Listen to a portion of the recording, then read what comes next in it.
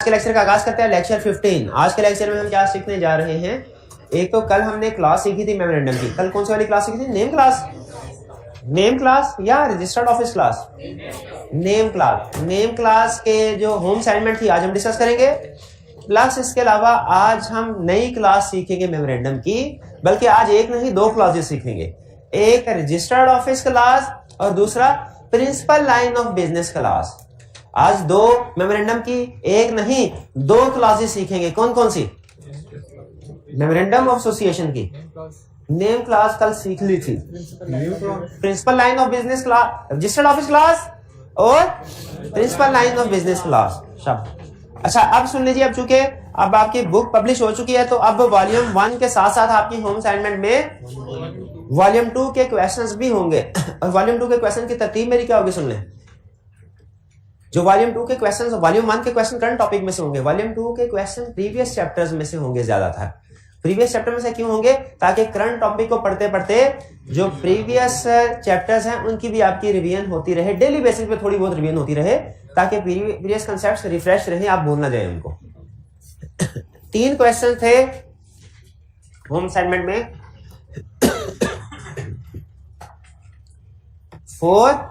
4A और 4 कह रहा printing private limited wants to change its name to printing and marketing private limited.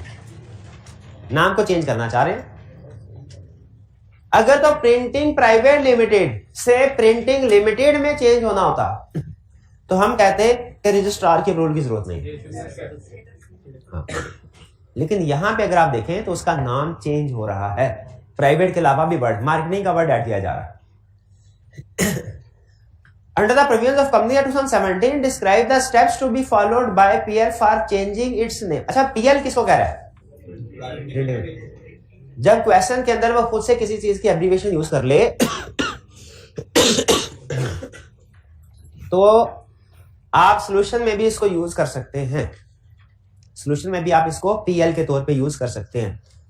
पूरा नाम लिखने की जरूरत नहीं है। तो प्रोसीजर और matters to be complied with after change of name. Name change करने के बाद किन मैटर्स को कंप्लाई करना है? सबसे पहले प्रोसीजर बताइए। नेम चेंज करने का प्रोसीजर क्या होगा? सबसे पहले नेम रिजर्व करवाना है रजिस्ट्रार से। कितने दिन के लिए रिजर्व करता है रजिस्ट्रार? 60। फिर इसके बाद नेक्स्ट स्टेप पे कंपनी अपनी जनरल मीटिंग में स्पेशल रेजोल्यूशन पास करेगी नेम को चेंज करने के लिए। फिर इसके बाद रजिस्ट्रार को अप्लाई करना है, उसे अप्रूवल लेनी है। कितने अरसे में? विद इन 30 डेज रजिस्ट्रार को अप्लाई करना है। स्पेशल रेजोल्यूशन पास होने के बाद रजिस्ट्रार को अप्लाई करना है। और अगर डॉक्यूमेंट्स कंप्लीट है, रजिस्ट्रार इसके रजिस्ट्रेशन कर देगा। क्या certificate of incorporation new issue होगा? बिल्कुल। नेम चेंज होता है तो नया सर्टिफिकेट ऑफ इनकॉर्पोरेशन दिया जाता है। फिर कह रहे हैं matters to be complied with after the change of name. Name change होने के बाद विद इन 90 डेज तक न्यू नेम के साथ ओल्ड नेम को भी मेंशन करना है। 90 डेज तक। और किस जगह पे मेंशन करना है? Outside every place of business plus outside registered office official documents के ऊपर भी। ठीक है, ऑफिशियल डॉक्यूमेंट्स और आउटसाइड एवरी बिजनेस प्लेस। जी 4 में कोई प्रॉब्लम नहीं? आइए चलते हैं इसके बाद। ना क्या 90 डेज वाली बात देखनी है? ये जो कह रहे हैं ना matters to be complied with after change of name, ये 90 डेज वाली बात ही पूछ रहा है। बिल्कुल लिखनी है, बिल्कुल। रिक्वायरमेंट में 2 चीजें पूछ रहा है। Describe the steps to be followed for changing name and के बाद दूसरी रिक्वायरमेंट आ गई। क्या आपने मैटर, और मैटर कौन से होते हैं चेंज ऑफ नेम के बाद? 90 डेज वाली बात। 4A। अच्छा, 4A आपका वो कंसेप्ट है जो हमने कल पढ़ा था ना। मैंने आपसे पूछा था आई कैप एग्जाम में ज्यादातर टेस्ट करता है कि नेम सिलेक्शन के हवाले से कंपनी का नेम सेलेक्ट करते हुए किन चीजों का ध्यान रखना है।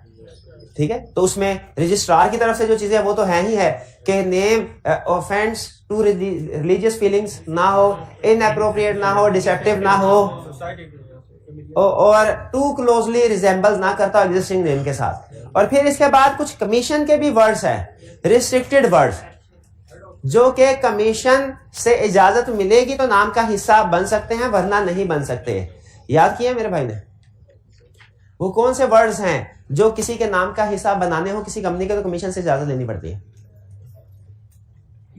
कल अलग लेक्चर में कहा था सबसे अहम ये हेड ऑफ स्टेट नेम अगर इंडिकेट करता हो connection with head of state, past के प्रेजेंट दोनों, फॉरेन के नेशनल लोकल दोनों, और चलिए ठीक है। कह रहा है यहाँ पे वो रिप्रोडक्शन का क्वेश्चन नहीं पूछ रहा, कह रहा है उस क्राइटेरिया को सामने रखते हुए मुझे बताइए कि क्या ये नेम्स एप्रोप्रिएट है। पहला a company named ABC fertiliser limited is already registered, another company with a proposed name ABC Fertilizer Limited, spellings are different, उसके एस के साथ उसका too closely resembles, ठीक है। बल्कि एक जगह पे मैं पढ़ा था, वो कमीशन ने कहा था एबीसी फर्टिलाइजर ना, इसके साथ अगर न्यू एबीसी फर्टिलाइजर भी लिख देना या मॉडर्न एबीसी फर्टिलाइजर, इस तरह के अल्फाज, तो ये भी too close with existing name ही समझे जाते हैं। बात होता है ना, नाम के साथ सिर्फ न्यू लगा देते हैं, तो इससे न्यू खान, ठीक है चल। हाँ, लेकिन वो नेम ऑफ कंपनीज नहीं है। प्रैक्टिकली आपको बहुत से नाम ऐसे नजर आएंगे, लेकिन वो नेम ऑफ कंपनी नहीं है। कंपनी के तौर पे जब नाम रजिस्टर करवाना है ना, उस वक्त आपको ये सारी रिक्वायरमेंट्स फॉलो करना पड़ेगी। हाँ, कंपनी के आप सोल प्रोप्राइटरशिप के साथ बिजनेस करना चाहे, जो मर्जी नाम रखें, वो चाहे ये वायलेशन करता भी हो, नाम रखें। क्यों? क्योंकि वो कंपनीज एक्ट सोल प्रोप्राइटर पे अप्लाई नहीं होता, पार्टनरशिप पे अप्लाई नहीं होता। लेकिन कंपनी के तौर पे अगर आपने बिजनेस रजिस्टर करवाना है, तब नाम में ये रिक्वायरमेंट्स फॉलो करना पड़ेगी। B a propose company with the name spread violence private limited, inappropriate है। हाँ ठीक। फिर a propose business trading in industrial machinery with propose name industry bank limited, क्यों? प्रिंसिपल लाइन ऑफ बिजनेस नाम के साथ मैच नहीं करता। अच्छा, इसमें आपको थोड़ा ब्रेनस्टॉर्मिंग करनी पड़ेगी। डी में ए प्रपोज कंपनी रनिंग बस transport services with the name Pakistan बस ट्रांसपोर्ट अथॉरिटी लिमिटेड, इसमें दो अल्फाज शो कर रहे हैं connection with federal government, authority और पाकिस्तान। शाबाश। अगर इनमें से भी मैं आपसे पूछूं ज्यादा पावरफुल वर्ड कौन सा है जो फेडरल गवर्नमेंट, तो वो होगा अथॉरिटी। पाकिस्तान में इंडिकेट कर रहा है, लेकिन अथॉरिटी का वर्ड नॉर्मली गवर्नमेंट अथॉरिटी के साथ ही यूज किया जाता है। अगर कह रहा है पाकिस्तान ट्रांसपोर्ट लिमिटेड, तो मेरा ख्याल है प्रोबेबली उसकी इजाजत मिल जाती है, क्योंकि अथॉरिटी का लफ्ज इंडिकेट करता है कि ये गवर्नमेंट इसके बैकएंड पे है या गवर्नमेंट के साथ कनेक्टेड है। क्लियर जी? ये सारे चारों सेशन में आपको पता चल गया नेम क्यों इनएप्रोप्रिएट है। Next, a group of person intends to form a limited liability company with the objective to provide research related services to pharmaceutical companies. In this respect, one of the promoters proposed pharma research authority. अच्छा, ये coma लिखे हुए, coma का मतलब है कि ये नाम है, इसके अलावा और कोई नाम लफ्ज नाम का हिस्सा नहीं। Pharma research authority as a name of the proposed company which was liked by all the promoters. Under the provisions of Companies Act 2017, comment on the validity of the name proposed by the promoters and suggest how they can overcome the deficiencies, if any, in it. क्या ये appropriate है name? Inappropriate है। किन reasons की वजह से? नाम में वर्ड लिमिटेड नहीं है, दूसरा नाम में लफ्ज अथॉरिटी है, तो कमीशन की अप्रूवल की जरूरत होगी। ठीक है। और तीसरी चीज के प्रमोटर्स ने पसंद कर लिया नाम को काफी नहीं है, रजिस्ट्रार को भी पसंद आना जरूरी है। रिजर्व करवाना चाहिए कि नहीं, कि कहीं एग्जिस्टिंग कंपनी का नाम तो नहीं है किसी। तो इसमें तीन प्रॉब्लम्स हुई। पहली प्रॉब्लम क्या हुई? लिमिटेड का वर्ड नहीं है, तो या तो लिमिटेड का वर्ड ऐड करें या कमीशन से एसोसिएशन नॉट फॉर प्रॉफिट का लाइसेंस ले, इसका हल ये। दूसरा, अथॉरिटी का वर्ड ऐड किया गया, तो या तो अथॉरिटी का वर्ड हटा दें या कमीशन से लाइसेंस लें, क्योंकि इस तरह के जब कनेक्शन विद गवर्नमेंट शो कर रहे हो लाइसेंस लेना पड़ता है। और तीसरा, प्रोमोटर ये रजिस्ट्रार से परमिशन लेनी चाहिए, नेम रिजर्व कराना चाहिए कंफर्म करने के लिए एग्जिस्टिंग कंपनी का नाम तो नहीं है। जी ये क्लियर? चलिए नेक्स्ट, अब ये थे हमारे क्वेश्चंस। अब आपके कोई क्वेश्चंस हैं तो पूछ लीजिए प्रीवियस लेक्चर में से, वरना फिर हम नेक्स्ट लेक्चर की तरफ चलेंगे। प्रीवियस लेक्चर में से कोई क्वेश्चन पूछना चाहते हो पूछ लीजिए। मुदारबा मैनेजमेंट कंपनी, ये हमारे सिलेबस में सिर्फ नाम की हद तक है। ये जो कंसेप्ट है हमारा अप्रूवल ऑफ कमीशन में, इसमें जो आखिरी 2 पॉइंट्स हैं, एस्टेब्लिशिंग ए मुदारबा management company or to float a मुदारबा, ये आपने याद करना है, इसको समझने की जरूरत नहीं है, ये समझने वाला कंसेप्ट नहीं है, सिर्फ रटे वाला कंसेप्ट है, इसको याद करना है।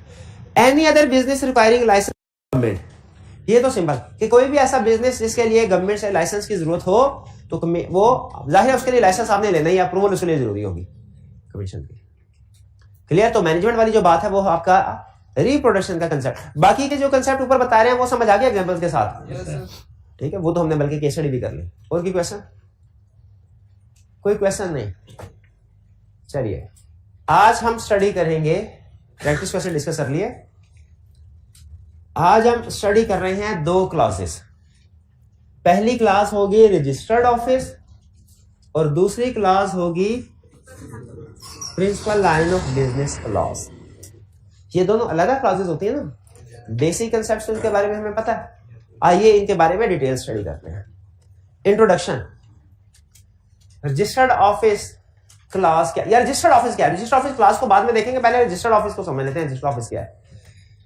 रजिस्टर्ड ऑफिस ऐसा एड्रेस है, ऐसा ऑफिस है जो रजिस्ट्रार को जिस कंपनी को जो भी नोटिस वगैरह भेजने होते हैं, जिस एड्रेस पे भेजने होते हैं, उसे कहते हैं रजिस्टर्ड ऑफिस।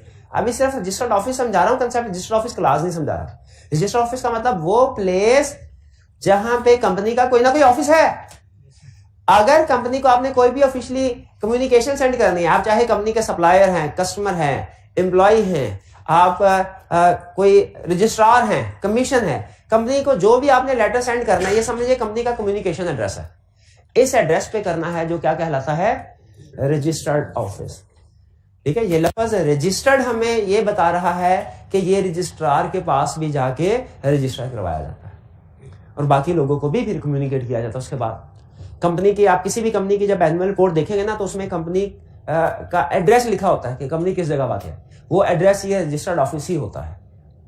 ठीक है, अकाउंटिंग में आप एक टर्म बोलते होंगे हेड ऑफिस। हेड ऑफिस का कंसेप्ट डिफरेंट है, रजिस्टर्ड ऑफिस का कंसेप्ट डिफरेंट है। अक्सर जगहों पे हेड ऑफिस ही रजिस्टर्ड ऑफिस होता है या रजिस्टर्ड ऑफिस ही हेड ऑफिस होता है, लेकिन लाजमी नहीं है। बाज़ बात कंपनी ने अपना एड्रेस किसी और जगह का दिया होता है और हेड ऑफिस असल में जहां पे ऑपरेशन हो रहे होते हैं वो किसी और जगह के होते हैं। खासतौर पे बाज़ बात कंपनीज ने, गवर्नमेंट ने कुछ टैक्स एग्जेम्पशंस दी होती हैं कि अगर आप लाहौर से बाहर या ये रूरल एरिया से, ये अर्बन एरिया से बाहर जाके कहीं फैक्ट्री लगाते हैं तो आपको टैक्स इंसेंटिव मिलते हैं। एक तो शहरी आबादी से बाहर फैक्ट्री लगाई, दूर दराज के लोगों को वहां पे रोजगार के मौके मिलते हैं। तो ऐसी सिचुएशन में कंपनी का हेड ऑफिस हो सकता है शहर से बाहर हो, लेकिन जो कम्युनिकेशन एक दूसरे के साथ करनी है वो तो शहर के लोगों के साथ करनी है ना। तो उस सूरत में जो रजिस्टर्ड ऑफिस है वो हो सकता है विद इन द सिटी हो। तो डिपेंड करता है, रजिस्टर्ड ऑफिस और हेड ऑफिस सेपरेट कंसेप्ट है, वो काउंटिंग का कंसेप्ट है, ये लागा दोनों सेम हो भी सकते हैं, नहीं भी हो सकते हैं।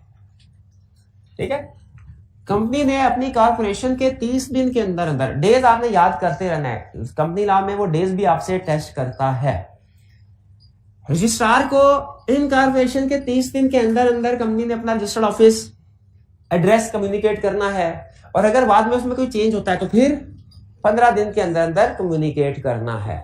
अच्छा मुझे ये बताइए कि अगर रजिस्टर्ड ऑफिस एड्रेस भेजना है कब? इन कॉर्पोरेशन के 30 दिन के बाद रजिस्ट्रार को। ऐसे रजिस्ट्रार सर्टिफिकेट ऑफ इनकॉर्पोरेशन किस एड्रेस पे भेजेगा? हाँ, एड्रेस फॉर कॉरेस्पॉन्डेंस के ऊपर, जो हम जब डॉक्यूमेंट्स रजिस्टर करवा रहे होते हैं तब रजिस्ट्रार को बताते हैं। याद है? ये तो 30 दिन का टाइम है ना, तो इससे पहले जाहिर है सर्टिफिकेट ऑफ इनकॉर्पोरेशन इससे पहले कंपनी को मिलेगा। तो जैसे ही रजिस्टर हुई कोई कंपनी, उसके 30 दिन के अंदर अपना रजिस्टर ऑफिस का एड्रेस बताना है रजिस्ट्रार को। और बाद में क्या चेंज हो सकता है? कंपनी का रजिस्टर्ड ऑफिस चेंज हो सकता है बाद में, बिल्कुल जैसे हम अपना घर चेंज कर सकते हैं तो बिल्कुल चेंज कर सकते हैं। लेकिन क्या वो अब नादरा ऑफिस में जाके रजिस्ट्रेशन करवानी होती है अगर परमानेंट एड्रेस चेंज हो? तो उसी तरह अगर कंपनी अपना रजिस्टर्ड ऑफिस चेंज करती है, कर सकती है, क्या चेंज करती है तो क्या उसे कम्युनिकेट करना पड़ेगा, रजिस्ट्रार को कम्युनिकेट करना है विद इन 15 डेज। ये इंटरेस्टिंग चीज नोट कीजिएगा, पहली दफा बताने के लिए 30 दिन का टाइम है, बाद में अगर चेंज होता है तो चेंज बताने के लिए 15 दिन का टाइम है, 15 डेज और 30 डेज। अच्छा, अब ये जो चेंज होगा ये 3 तरह का हो सकता है। चेंज रजिस्टर ऑफिस चेंज होगा। अब ये केस स्टडी में अगर आपने ये सही टाइप ऑफ चेंज पिक ना किया तो सारा क्वेश्चन गलत हो जाएगा। सुन ले, 3 तरह का। पहला change with in same city, एक ही शहर में एक जगह से दूसरी जगह रजिस्टर्ड ऑफिस चेंज कर लिया, पहला चेंज। दूसरा चेंज विद इन सेम, एक सिटी से दूसरी सिटी लेकिन विद इन सेम प्रोविंस। और तीसरा चेंज क्या है कि रजिस्टर्ड ऑफिस चेंज हो आउट ऑफ प्रोविंस, एक प्रोविंस से दूसरे प्रोविंस। 3 तरह की चेंजेस। फिर से बताइए कितनी तरह की चेंजेस हैं? 3 तरह की चेंजेस। कौन कौन सी? Same city, different city but same province और डिफरेंट। 3 तरह की चेंज फिर से कौन से बताए? सेम सिटी, दूसरा different city but same province, तीसरा डिफरेंट प्रोविंस। ठीक है, अब स्टेप बाय स्टेप इनको डिस्कस करते हैं कैसे होंगे चेंजेस। सबसे छोटा चेंज कौन सा है या सबसे आसान? Same city. सेम सिटी में अगर रजिस्टर्ड ऑफिस चेंज करना है, बोर्ड ऑफ डायरेक्टर्स अपनी मीटिंग में रेजोल्यूशन पास करेंगे, खत्म कहानी। हाँ, board of directors resolution pass करने के बाद एक काम और करेंगे, रजिस्ट्रार को 15 डेज में इत्तला पहुंचानी है कि चेंज। रजिस्ट्रार को तो बताना चाहिए ना, क्यों? उस एड्रेस पे रजिस्ट्रार ने नोटिस इशू करने हैं, ये तो रजिस्ट्रार पुराने एड्रेस पे नोटिस इशू करता रहे। दूसरा चेंज कौन सा था? अच्छा बताइए, पहले वाले चेंज में क्या मेमोरेंडम की अल्टरेशन की जरूरत है? क्यों? क्योंकि उसमें प्रोविंस लिखा होता है, प्रोविंस सेम है। शाबाश शाबाश शाबाश। अब इसका मतलब दूसरा भी आप समझ लेंगे, बल्कि तीसरा भी समझ लेंगे। दूसरा चेंज क्या है? एक प्रोविंस से एक सिटी से दूसरे सिटी बट सेम प्रोविंस में। इसमें लॉ ये कहता है, अब ये चूंकि थोड़ा ज्यादा बड़ा चेंज है, लॉ कहता है वो एक स्टेप इसमें नया आएगा। क्या? मेंबर्स की स्पेशल रेजोल्यूशन भी पास करनी पड़ेगी। इसके कंप्लीट स्टेप हो जाएंगे अब की बात। Step number 1 board of directors की रेजोल्यूशन पास होगी। स्टेप नंबर 2 स्पेशल रेजोल्यूशन भी पास होगी जनरल मीटिंग में। और स्टेप नंबर 3 रजिस्ट्रार को भी नोटिफाई करना होगा विद इन 15 के 15 डेज, क्योंकि 30 डेज तो फर्स्ट टाइम इनकॉर्पोरेशन में करते हैं। 15 डेज। शाबाश। क्या मेमोरेंडम की अल्टरेशन की जरूरत है? जरूरत नहीं है। क्यों जरूरत नहीं? सेम प्रोविंस है। ये 2 चेंज हो गए। तीसरा चेंज एक प्रोविंस से दूसरे प्रोविंस में, एक प्रोविंस से दूसरे प्रोविंस। अच्छा, ये तीसरा चेंज डिस्कस करने से पहले मैं छोटा सा एक प्रैक्टिकल फिनोमेना आपके साथ शेयर करना चाह रहा हूं। फर्स्ट कीजिए, ये भाईजान जो है ये भी लाहौर में रहते हैं, मैं भी लाहौर में रहता हूं। मैंने इनसे कुछ उधार मांग लिया। मैंने कहा भाई मेरे को तुम ऐसा करो 20,000 रुपये उधार दे दो। इसने कहा ठीक है। 20,000 मुझे उधार दे दिया। ठीक है, अब मैंने इसे वादा किया था ईद के बाद जैसे ही सैलरी मिलेगी मैं रीपे कर दूंगा। अब ईद के बाद मैंने इसको उधार वापस नहीं किया। क्या करेगा? ये फौरी तौर पे मुझे फोन करेगा। मैं फोन अटेंड नहीं कर रहा, इसका जो असूल होता है उधार वापसी का ब्लॉक कर दिया। क्या करे? मेरे घर पहुंच जाएगा। ऐसे ही है उधर शोर, 1-2 दफा वैसे ही कहेगा मैं मिलने आया हूं, तीसरी चौथी दफा जरा थोड़ा शोर मचा देगा उधर। तो इस सिचुएशन से बचने के लिए मैं क्या करूंगा? हाँ जी, मैं घर बिल्कुल, लेकिन मैं घर चेंज करना है तो उससे पहले मैं सिर्फ एक बंदे से नहीं, फिर अलग-अलग पूरी क्लास से 20,000 मांगूंगा। 20,000 के लिए घर थोड़ी कि 2-4 लाख अमाउंट बन जाता। उसके बाद मैं चला जाऊंगा सखर। अब क्या ये भाईजान मुझे फोन नहीं कर सकते हैं? अब आ नहीं सकते, क्योंकि जैसे ही उधर 2 चक्कर भी इनके लग गए ना 20,000 इनका पूरा हो जाएगा। ऐसा ही है। और फिर वहां पे मैं चाहे फिर आके कह दूंगा सर अगली दफा आपको कंफर्म पेमेंट मिल जाएगी। क्या ये उस दूसरे प्रोविंस में बार बार आ सकते हैं? तो मोस्ट प्रोबेबली ये अपने पैसे पे सब्र करके बैठ जाएंगे। इनका बैड डेट हो गया। क्या ऐसा हो सकता है? क्या ऐसा होना चाहिए? नहीं होना चाहिए। सिमिलर सिचुएशन अराइज होती है जब कोई कंपनी अपने मेंबर से या अपने क्रेडिटर से इन्वेस्टमेंट लेती है या लोन लेती है या कुछ उधार माल लिया होता है, और वो एक दिन अचानक पता चले जो कंपनी अब लाहौर में थी अब लाहौर में नहीं, ये सखर शिफ्ट हो गई, कराची शिफ्ट हो गई। कोई बड़ा अगर क्रेडिटर हुआ, कोई बड़ा अगर मेंबर हुआ, वो शायद उसका उधर भी कोई कनेक्शन होगा, वो तो हमें अप्रोच कर सकता है ज्यादातर मेंबर्स या ज्यादातर क्रेडिटर्स अप्रोच नहीं कर सकेंगे। एग्री करते हैं इस बात से? तो इन क्रेडिटर्स का जिन्होंने उधार दिया है, क्या इनके इंटरेस्ट को प्रोटेक्ट करने की जरूरत है? सिर्फ इस सिंगल पर्पज के लिए इसको सामने रखते हुए एक स्पेशल प्रोविजन ऐड की गई कि जब एक प्रोविंस से दूसरे प्रोविंस में कंपनी का रजिस्टर्ड ऑफिस शिफ्ट होने लगेगा तो उसने कमीशन से परमिशन लेनी है। अच्छा, जहन में रखिएगा, ये इसका ये मतलब नहीं है कि चेंज ऑफिस चेंज कमीशन करेगा, नहीं नहीं नहीं, चेंज रजिस्ट्रार ही करेगा, लेकिन परमिशन कमीशन से आएगी तो रजिस्ट्रार चेंज करेगा, वरना रजिस्ट्रार चेंज। जैसे एसोसिएशन नॉट फॉर प्रॉफिट है, इसको रजिस्ट्रार ही करेगा, लेकिन इसका ऑर्डर, इसकी इजाजत, इसका लाइसेंस कमीशन देगा। कमीशन लाइसेंस देगा तो एसोसिएशन नॉट फॉर प्रॉफिट के तौर पर रजिस्ट्रेशन होगी, वरना नहीं होगी। तो अगर क्रेडिटर्स मौजूद है किसी कंपनी के, कंपनी अपना रजिस्टर्ड ऑफिस दूसरे प्रोविंस में शिफ्ट कर रही है, तो कमीशन की जिम्मेदारी क्या है? क्या वो अपने मेंबर्स एंड क्रेडिटर्स के इंटरेस्ट को प्रोटेक्ट करे? क्या कमीशन को मेंबर्स और क्रेडिटर्स के इंटरेस्ट को प्रोटेक्ट करना चाहिए? अच्छा, मुझे बताइए, अगर आप कमीशन हो, आप क्या कहते, क्या करते? हाँ, आप क्रेडिटर से पूछते कि आपको कोई इतराज तो नहीं कंपनी शिफ्ट हो रही है आपकी दूसरे प्रोविंस में। अगर कोई क्रेडिटर कहता है इतराज है, आप कंपनी को कहते हैं भाई इसका इतराज दूर करो या इसके पैसे अदा करो, या इसके पैसे अदा करो। और अगर किसी क्रेडिटर मेंबर को इतराज नहीं है तो फिर कहते हैं कंपनी का रजिस्टर्ड ऑफिस है वो चेंज कर दें। क्या इस केस में कमीशन की इन्वॉल्वमेंट बनती है? मेरे सिर्फ 2 क्वेश्चंस हैं आपसे, बाकी आप ऊंच नीच कर लेंगे एडजस्ट, लेकिन 2 पॉइंट आपको जहन में आने चाहिए।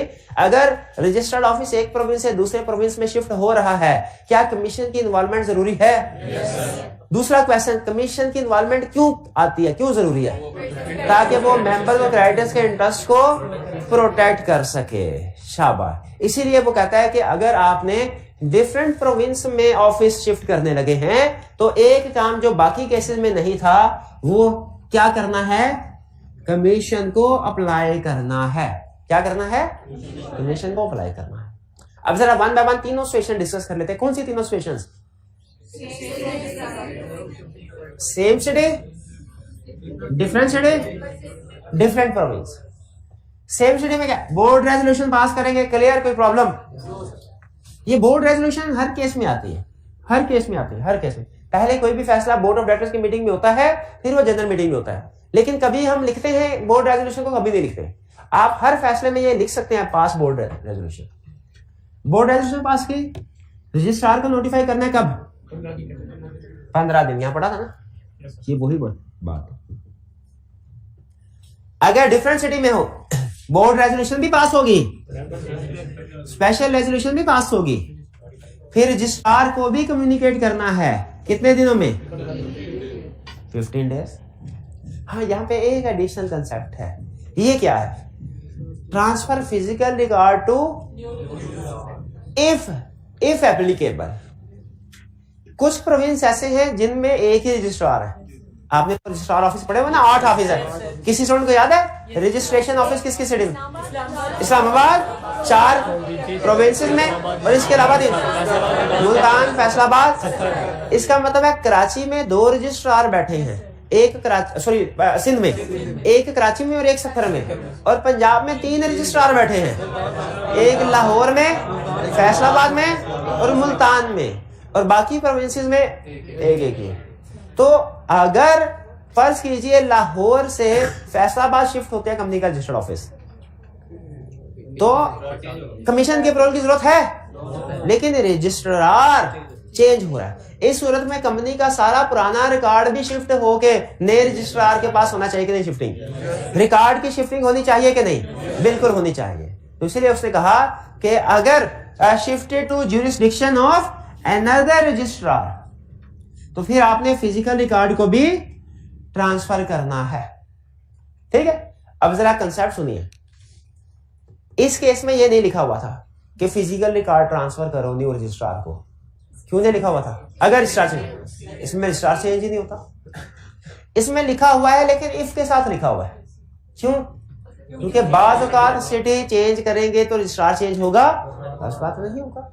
लाहौर से शेखुपुरा शिफ्ट कर लें तो सेम होगा, रजिस्ट्रार चेंज नहीं होगा। कभी होगा तो कभी अगर हो। इस केस में गैस कीजिए क्या होगा? लाजमी होगा। लाजमी होगा।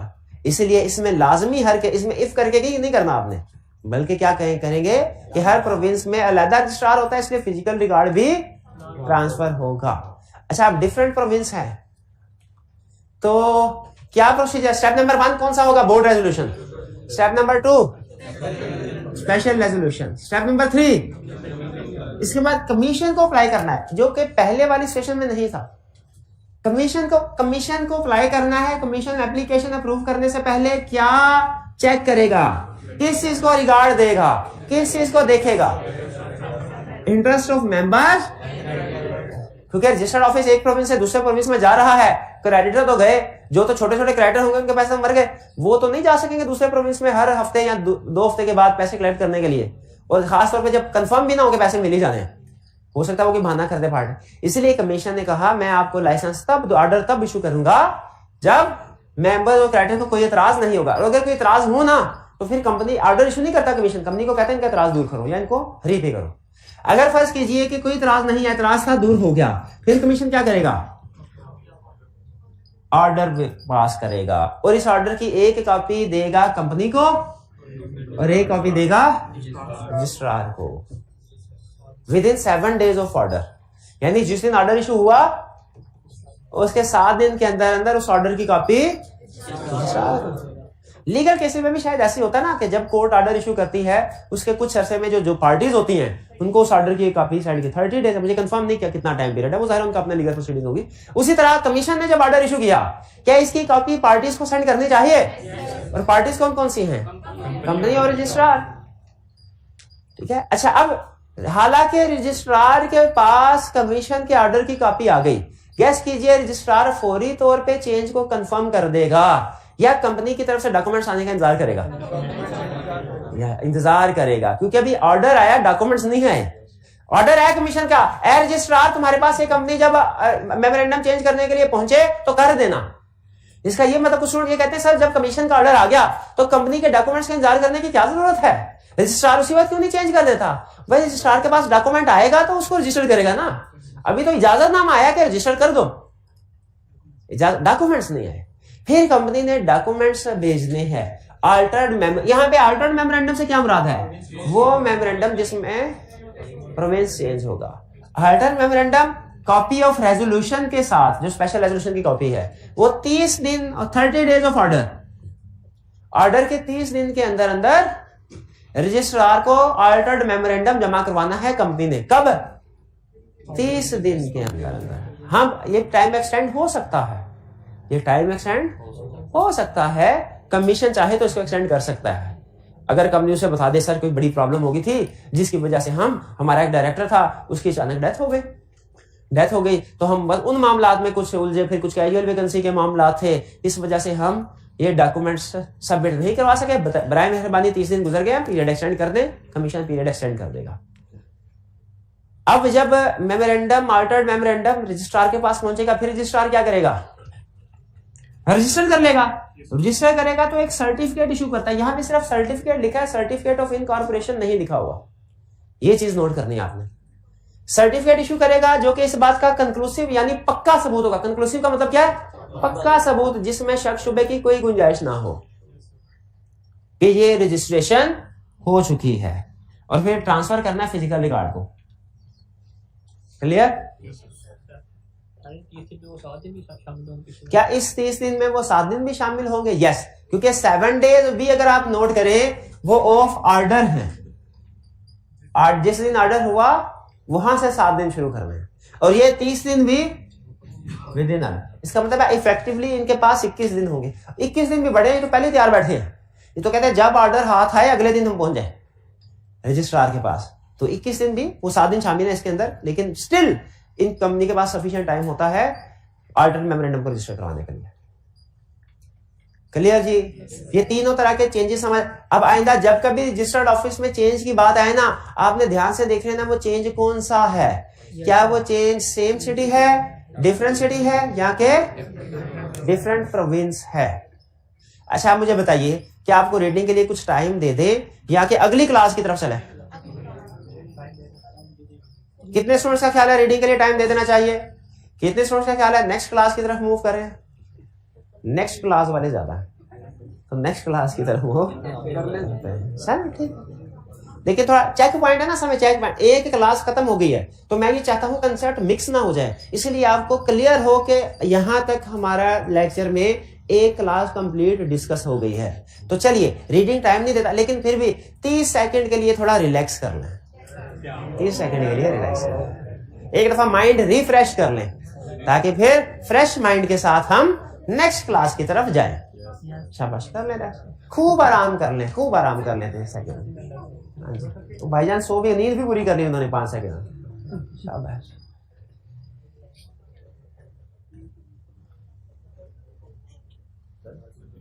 जी इंटरेस्ट, अच्छा यहाँ पे इंटरेस्ट ऑफ मेंबर लिखा हुआ है ना, इससे मुराद वो अकाउंटिंग वाला सूद वाला इंटरेस्ट नहीं है, इससे मुराद है उनका कोई उनके हक में बेहतर है कि नहीं। बिल्कुल। अब ये उनका इंटरेस्ट क्या, मेंबर भी तो हो सकता है, मे भी ये कंपनी ऐसी हो उसके ज्यादातर मेंबर इस सिटी में है, ठीक है। वैसे तो स्पेशल रेजोल्यूशन में 75% ने अप्रूवल दे दी होगी, लेकिन फिर भी 25% में हो सकता है कि कुछ मेंबर कहें कि नहीं सर, वो हम तो इधर ही एजीएम होती थी तो हम अटेंड कर लिया करते थे, अब तो एजीएम उधर दूसरे शहर में होगी, हम तो नहीं जा सकेंगे दूसरे प्रोविंस में, ठीक है। हाँ वो कर सकते हैं, लेकिन वीडियो कॉन्फ्रेंसिंग वाले के लिए उसके लिए अरेंजमेंट करनी पड़ती है, और वो अरेंजमेंट हर कंपनी नहीं करती, लिस्टेड कंपनी करती है, तो उनका इंटरेस्ट होगा जाहिर।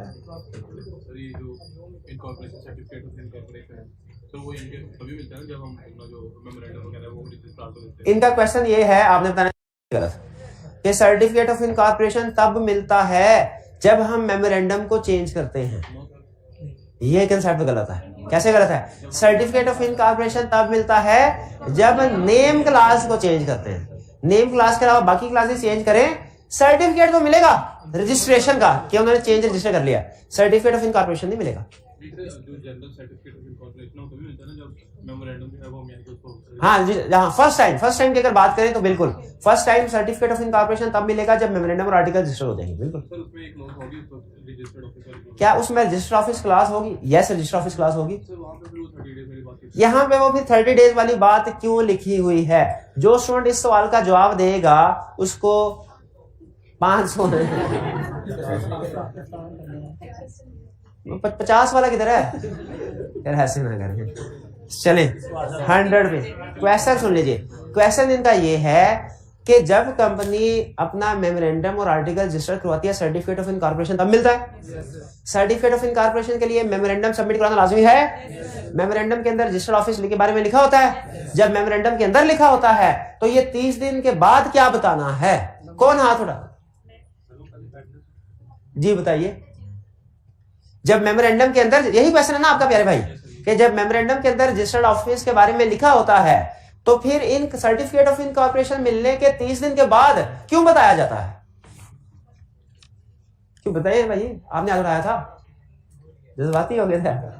चलिए यहाँ पे नहीं हाथ जिन स्टूडेंट से उठाया था, दूसरे स्टूडेंट ये थी, क्योंकि वो फर्स्ट टाइम हो रहा है, सब्सिक्वेंट हो रहा है। तीसरा स्टूडेंट इधर से भी था। मेमोरेंडम में शाबाश सिर्फ प्रोविंस लिखा होता है, जबकि रजिस्टर्ड ऑफिस जो बाद में हम कम्युनिकेट करते हैं, ये कंप्लीट एड्रेस कम्युनिकेट करते हैं जिसमें नोटिस सेंड किए जाएंगे। तो सिर्फ प्रोविंस जो है, जब मेमोरेंडम हम देते हैं तो वो सिर्फ प्रोविंस के बारे में बताते हैं कि किस प्रोविंस में रजिस्टर्ड ऑफिस होगा, एग्जैक्टली किस शहर, किस सड़क पे, कौन सा उसका मकान नंबर, घर नंबर, उसका दुकान नंबर होगा। ये सारी डिटेल कहां पे? 30 दिन के अंदर। ये बाद में इनकॉर्पोरेशन के बाद देते हैं। ये बात समझ आ गई कंसेप्ट? चलिए अब चलते हैं हम अपने नेक्स्ट क्लास की तरफ, जो है principal line of business class. Principal line of business class क्या है? Principal line of business class क्या कंपनी की मेजर एक्टिविटी, मेजर ऑपरेशंस क्या होंगे? क्या होंगे? कह रहा है कंपनी कोई भी बिजनेस अडॉप्ट कर सकती है सिवाय उन बिजनेस, लेकिन शर्त क्या है? वो प्रोहिबिटेड ना हो। अच्छा, प्रोहिबिटेड में और रिस्ट्रिक्टेड में ये बजाहिर थोड़े लगे, लेकिन ये बाद में कंसेप्ट में यूज होंगे। इसलिए मैं आपसे पूछना चाहता हूं, प्रोहिबिटेड बिजनेस का मतलब क्या है? जिसकी कभी भी इजाजत, जैसे स्मगलिंग का बिजनेस, ठीक है, जैसे क्राइम का बिजनेस, ठीक है, क्राइम का। अच्छा, वो रिस्ट्रिक्टेड का मतलब क्या? ये बताएं। ऐसा बिजनेस जिसके लिए गवर्नमेंट की तरफ से किसी लाइसेंस की जरूरत होती हो, वो ये रिस्ट्रिक्टेड का मतलब क्या? ऐसा बिजनेस जिसके लिए गवर्नमेंट की तरफ से, अब अगर लाइसेंस की जरूरत है, लाइसेंस मिलेगा तो बिजनेस होगा, वरना नहीं। इसकी छोटी सी एग्जांपल ध्यान में रख लीजिए। जैसे पाकिस्तान में अगर आप बैंकिंग बिजनेस शुरू करना चाहते हैं ना, तो स्टेट बैंक ऑफ पाकिस्तान की तरफ से इजाजत जरूरी है, वरना बैंकिंग बिजनेस स्टार्ट नहीं कर सकते आप, क्योंकि वो उनका रेगुलेटर है ना। तो इसीलिए बैंकिंग बिजनेस पाकिस्तान में रिस्ट्रिक्टेड है और स्मगलिंग का बिजनेस प्रोहिबिटेड है। क्लियर हो गया? ये रिस्ट्रिक्टेड का कंसेप्ट दोबारा आएगा थोड़ी देर बाद, ये क्लियर हो गया आपको? चलिए, तो इसका मतलब है आप कोई भी बिजनेस अडॉप्ट कर सकते हैं स्वयं उसके जो प्रोहिबिटेड है या रिस्ट्रिक्टेड है। अगर प्रोहिबिटेड है वो कभी भी नहीं कर सकते, रिस्ट्रिक्टेड कर सकते हैं अगर गवर्नमेंट से लाइसेंस ले। ठीक है जी। फिर प्रिंसिपल लाइन ऑफ बिजनेस है क्या? है, अगर जैसे मैंने आपको एग्जांपल दी थी, कॉलेज है, वो पढ़ाता भी है, ठीक है, कोचिंग सर्विसेज भी प्रोवाइड करता है, नॉर्मली कैंटीन भी होती है, कैफेटेरिया भी है, उससे भी अर्निंग आ रही होती है। ठीक है, बाजू का तो मोटरसाइकिल स्टैंड में भी फीस कलेक्ट कर रहे होते हैं, उससे भी अर्निंग आ रही होती है। तो बिजनेस तो बहुत से हैं, प्रिंसिपल लाइन ऑफ बिजनेस कौन सा कैसे पता चलेगा? दो क्राइटेरिया दे, जिस लाइन ऑफ बिजनेस से सबसे ज्यादा एसेट्स रखे हुए हैं, जिस लाइन ऑफ बिजनेस में, या जिस लाइन ऑफ बिजनेस में सबसे ज्यादा रेवेन्यू जनरेट हो रहा है, वो हमारा प्रिंसिपल लाइन ऑफ बिजनेस होगा। और अगर फर्ज कीजिए एसेट्स वाले क्राइटेरिया में कोई और बिजनेस आ गया, रेवेन्यू वाले क्राइटेरिया में कोई और बिजनेस आ गया, फिर कौन सा? फिर देखेंगे दोनों में से कौन सा हायर है परसेंटेज के लिहाज से। किस लिहाज से? परसेंटेज के लिहाज से। ये बात समझ आ गई प्रिंसिपल लाइन ऑफ बिजनेस कैसे डिसाइड करना है। ये आपकी आज की असाइनमेंट में एक बहुत अच्छा क्वेश्चन आईकैप का है, आईकैप ने बनाया, ये वो अच्छा क्वेश्चन है ये, जो इस कंसेप्ट को बड़े क्लैरिटी के साथ हमें एक्सप्लेन करता है कि प्रिंसिपल लाइन ऑफ बिजनेस कैसे डिसाइड होगा। प्रिंसिपल लाइन ऑफ बिजनेस समझ आ गई? क्या डेफिनेशन है? परसेंटेज एसेट्स है तो एसेट्स के हिसाब से रहना। फर्ज कीजिए कॉलेज की बात करते हैं, कॉलेज के 80% जो एसेट्स हैं वो हैं एजुकेशन बिजनेस के लिए, और जो 12% एसेट्स हैं वो है कैफेटेरिया के लिए, और 6% एसेट्स है फोटोकॉपी वगैरह के लिए, उसमें भी आप पैसे देके फोटोकॉपी कर, और 2% एसेट्स है आपके पार्किंग वगैरह के लिए। तो इसमें अब एसेट्स के लिहाज से हमारा प्रिंसिपल लाइन ऑफ बिजनेस कौन सा हुआ? एजुकेशन 60% था, इसमें 80% था। अब फर्ज कीजिए कि रेवेन्यू के हिसाब से अगर देखें तो कॉलेज में स्टूडेंट्स आते तो हैं लेकिन क्लास में कम और कैफेटेरिया में ज्यादा, फर्ज कीजिए, और कोचिंग से जो फीस रेवेन्यू जनरेट हो रहा है वो 30% है, कैफेटेरिया से 40% जनरेट हो रहा है। ठीक है, और बाकी रेवेन्यू के लिहाज से दूसरे भी हैं। अब रेवेन्यू के लिहाज से प्रिंसिपल लाइन ऑफ बिजनेस कौन सा हो गया? रेवेन्यू के लिहाज से कैफेटेरिया।